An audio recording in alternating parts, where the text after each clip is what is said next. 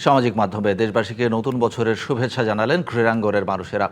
ক্রিকেটের সাকিব আল হাসান থেকে শুরু করে ফুটবলের জামাল ভুঁইয়া ভার্চুয়াল শুভেচ্ছায় সবার বার্তা একটাই, দেশের শান্তি ও সমৃদ্ধি। নতুন বছর সবার জন্য হোক মঙ্গলময়। বাংলা নববর্ষ মানেই বাঙালির প্রাণের উৎসব, সত্তা জুড়ে থাকা বাঙালিয়ানার শেকড়, আবহমান বাংলার সংস্কৃতিকে ধারণ করার দীপ্ত শপথ। সাক্ষাতের শুরুতে শুভ নববর্ষ, আরও একটি নতুন বছরের সূচনা।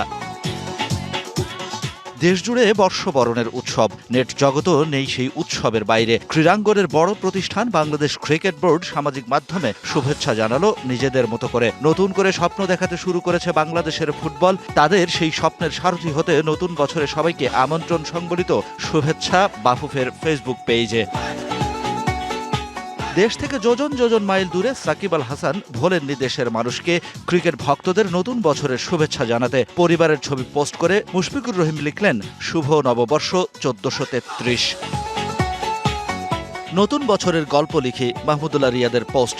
নতুন বছরের প্রত্যয় মিলেমিশে একাকার সাইফ হাসান, তানজিদ তামিমদের। সেই মিছিলে শামীম হোসেন পাটোয়ারি, আফিফ হোসেন ধ্রুবরা।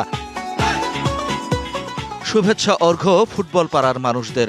ভাঙা ভাঙা বাংলায় কথা বলতে অভ্যস্ত ফুটবলার জামাল ভুঁইয়াও স্পষ্ট বাংলায় লিখলেন নতুন বছরের শুভেচ্ছা বাণী। নারী ফুটবলার আফরিদা খন্দকার, মাসুরা পারভিনরাও শুভেচ্ছা জানালেন দেশবাসীকে।